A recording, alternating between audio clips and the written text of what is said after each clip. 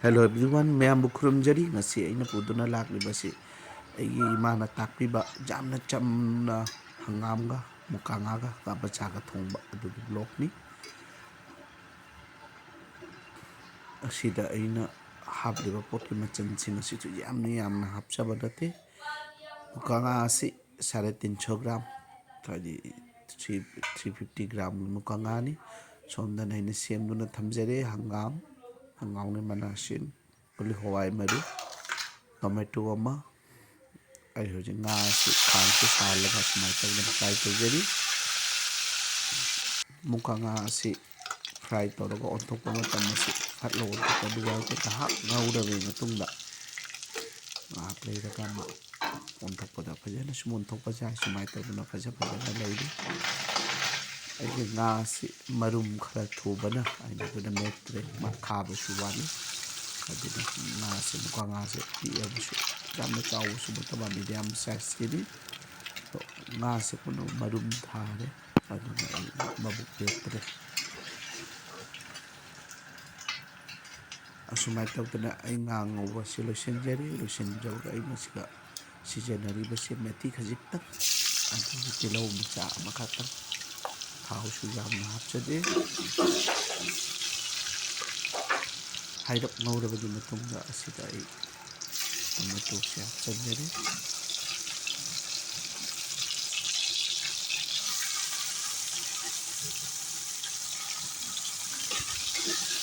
asida morok atekpa aring thakirani ektawjari ngawbinari sumai tawdana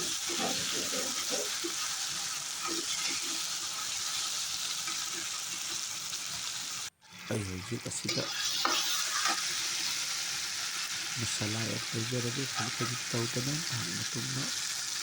kolwai maru si ektawjari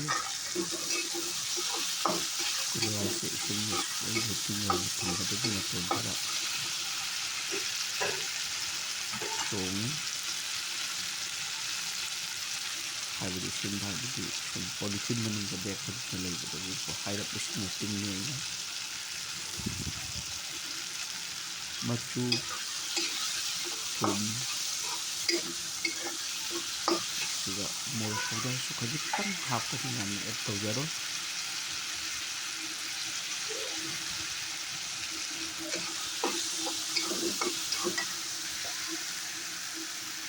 hojik hangam mana se hapchari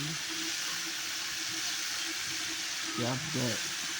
yamma hangam mana sumate yamna proportion noina khajiktam nga macha se khajiktam join loina style da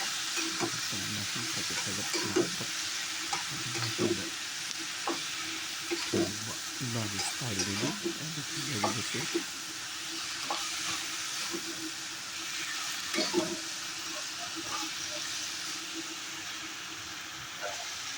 masalasu thoida yawdawa hojik hangam sisu yamna kuina ngawde minute ama phana ngawde hangam sapi matungda aduga ini sina sala sum add tawjare sida isinse khajiktam yamna hapaga ini sumai tawna phuchari isinjina fajana saurukpa matam asida ai nga siga si add tawjare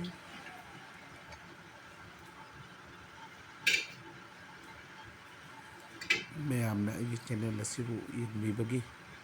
aigi blog asibu sogatpibagi support tawbibagidmakta mayam ngamga leitara thagatjari.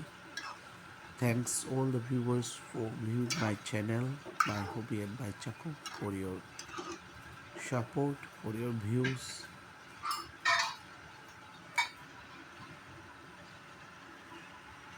Sumai tawdana aina bakhumse sumai tawna khummaga ngahak kapuchari ai ngasai jira hapsade jiraga dhaniyaga isana semjaba powder adu ai add tawjagani jira dhaniya powder khajiktak adusu si hapliba masala khudingmak khajikni aigi hangamga mukangaga thongba asi almost loibagi stage yawsalakle aduga matamsida aina phadigom leitaba to awa phadigomda leiba aduga awa phadigom hapchari sida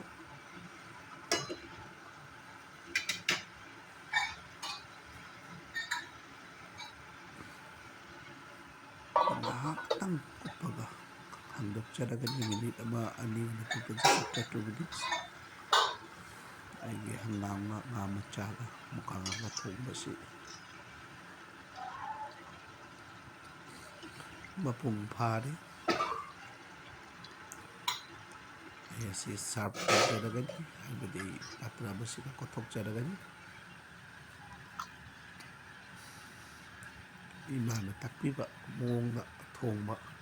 ꯑꯩꯒꯤ block ꯑꯁꯤꯕꯨ ꯃꯌꯥꯝꯅ support ꯇꯧꯕꯤꯌꯨ ꯑꯩꯒꯤ communication skill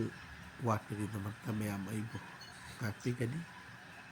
Thank you each and everyone for again from my hobby and my Chakhum. Please do support, please do view.